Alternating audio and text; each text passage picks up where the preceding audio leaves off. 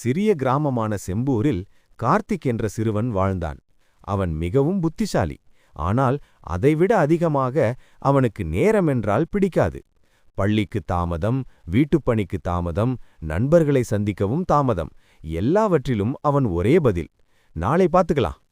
ஒரு நாள் மாலை கிராமத்தின் எல்லையில் இருந்த பழைய கோயிலுக்கு பக்கத்தில் கார்த்திக் விளையாடிக் கொண்டிருந்தான். அப்போது இடிந்த சுவருக்குள் ஒளிரும் ஒரு பொருள் அவன் கண்களில் பட்டது. அருகே சென்று பார்த்தால் அது ஒரு பழமையான மணல் கடிகாரம். அதன் உள்ளே இருந்த மணல் தங்க நிறத்தில் மின்னியது. அதை தொட்டவுடன் ஒரு மென்மையான குரல் கேட்டது: இந்த மணல் கடிகாரம் உனக்கு 3 வாய்ப்புகள் தரும்.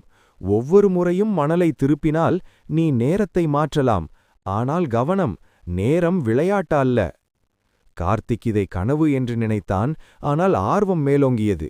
அடுத்த நாள் பள்ளியில் அவன் தேர்வுக்கு படிக்காமல் இருந்தான். தேர்வு தொடங்கியவுடன் பயம் வந்தது. உடனே மணல் கடிகாரத்தை திருப்பினான். மின்னல்! நொடியில் எல்லாம் மாறியது. அவன் நேற்று இரவுக்கு திரும்பி வந்தான். இம்முறை நன்றாக படித்தான். மறுநாள் தேர்வில் நல்ல மதிப்பெண்கள் கிடைத்தன. கார்த்திக் மகிழ்ச்சியில் துள்ளினான். 2வது முறையில் அவன் நண்பனுடன் ஏற்பட்ட சண்டையை மாற்ற நினைத்தான். சண்டை நடக்கும் முன் நேரத்தை மாற்றி அமைதியாக பேசினான். நட்பு மீண்டும் மலர்ந்தது. இப்போது 3வது வாய்ப்பு மட்டும் மீதமிருந்தது. ஒரு நாள் அவன் அம்மா உடல்நலக்குறைவு காரணமாக சோர்வாக இருந்தார். ஆனால் கார்த்திக் நண்பர்களுடன் விளையாடச் சென்றான்.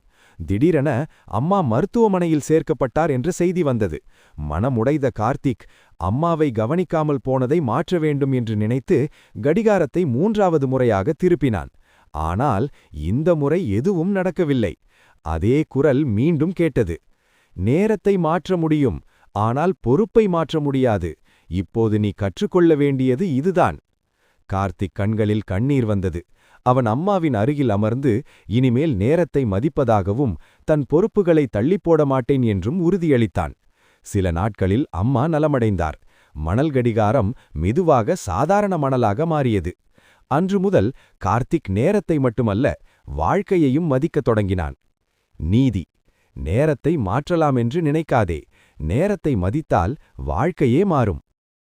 இந்த வீடியோ உங்களுக்கு பிடித்திருந்தால் தயவு செய்து லைக் செய்யுங்கள், ஷேர் செய்யுங்கள், சப்ஸ்கிரைப் செய்யுங்கள்.